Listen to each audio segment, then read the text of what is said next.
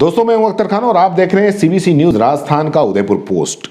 Udaipur post में क्या headline होंगी तो उसके लिए हम आपको बता दें कि सबसे पहले राहत की खबर है, क्योंकि उदयपुर में वैक्सीन तो आने ही वाली है, लेकिन वैक्सीन आने से पहले कोरोना मरीजों की संक्रमितों की संख्या लगातार घट रही है।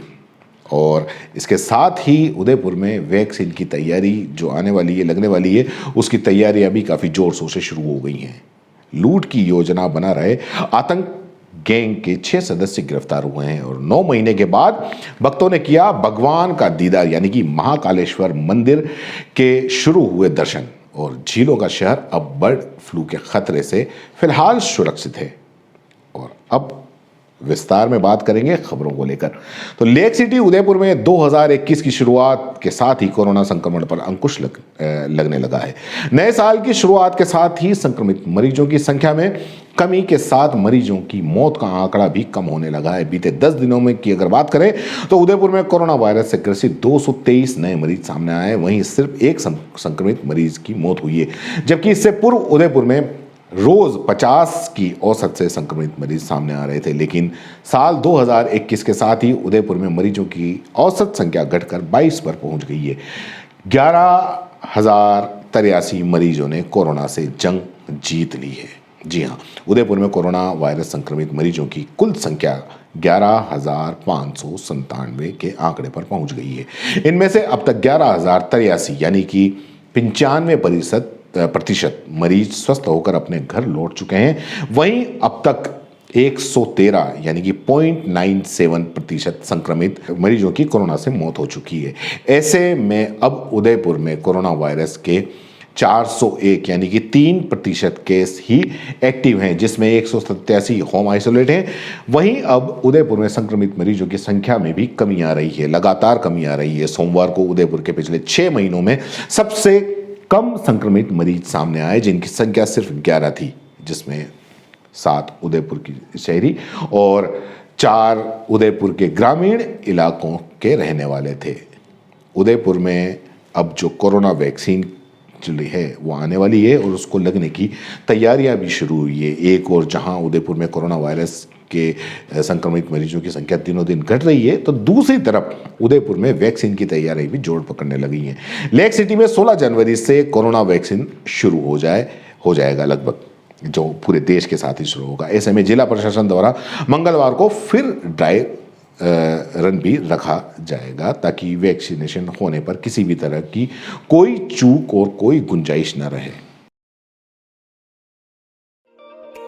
गुलाबी सर्दी अब देने लगी है दस्तक, और सर्दी है तो गर्म कपड़े याद आएंगे ही। तो 25 सालों से उदयपुर संभाग का भरोसेमंद हर वर्ष की तरह इस बार भी आपका अपना तिब्बतियन मार्केट समोर बाग उदयपुर में सज चुका है, जहां आपको फिक्स रीजनेबल प्राइस में मिलेंगे अपडेटेड और latest fashionable collection, trending clothes, seasonable कपड़े, शॉल, स्वेटर, जैकेट, बच्चों के लिए और बड़ों के लिए भी। उदयपुर के समोर बाग में आपका तिब्बतियन मार्केट सरकार की स्वीकृति और कोविड-19 गाइडलाइन के अनुसार हर ग्राहक है हमारा मेहमान, जिसका रखते हैं हम खास ख्याल। साफ सफाई और सैनिटाइजेशन की पूरी सुविधा और व्यवस्थित पार्किंग के साथ। तो सोच क्या रहे हैं, चले आइए उदयपुर के समोर बाग में स्थित तिब्बतियन मार्केट में। फैशनेबल, सुसज्जित और कोविड से सुरक्षित तिब्बतियन मार्केट।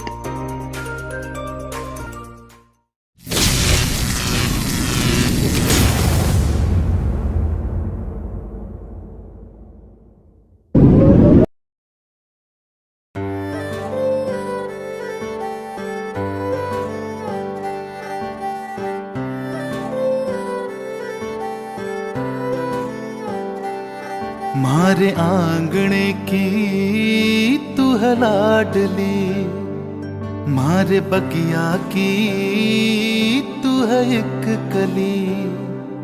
मारे आंगणे की तू है लाडली, मारे बगिया की तू है एक कली।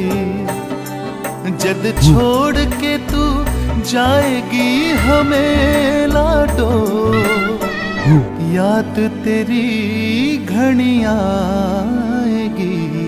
मारे आंगणे की तू है है लाडली, मारे बगिया की तू है एक कली। सोजतिया ज्वेलर्स, रिश्तों को नहीं दिलों को जोड़े। अब बात करते हैं उदयपुर में क्राइम की।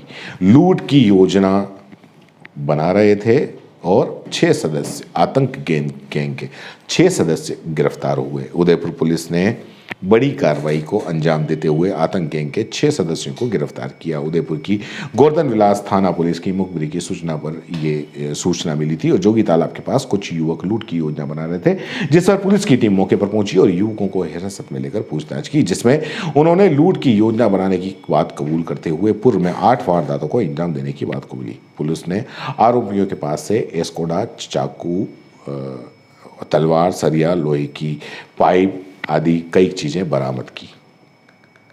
9 महीने के बाद भक्तों ने भगवान के दर्शन किए हैं। महाकालेश्वर मंदिर में दर्शन शुरू हो गए हैं। जी हां, उदयपुर में लंबे इंतजार के बाद महाकालेश्वर मंदिर में दर्शन आम भक्तों के लिए शुरू कर दिए गए हैं। बजरंग दल और मंदिर प्रशासन के बीच में हुई वार्ता के बाद यह फैसला लिया गया है।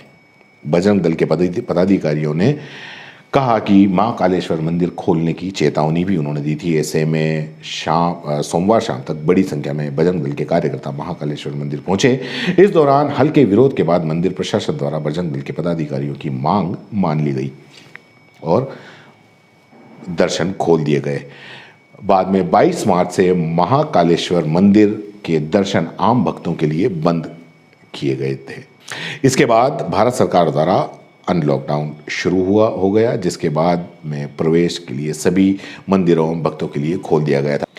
लेकिन महाकालेश्वर मंदिर में दर्शन भक्तों के लिए नहीं खोले गए थे। ऐसे में विभिन्न धार्मिक संगठनों द्वारा मंदिर दर्शन फिर से भक्तों के लिए खोलने को लेकर विरोध शुरू किया गया था, जिसके बाद सोमवार को दर्शन फिर से शुरू कर दिए गए।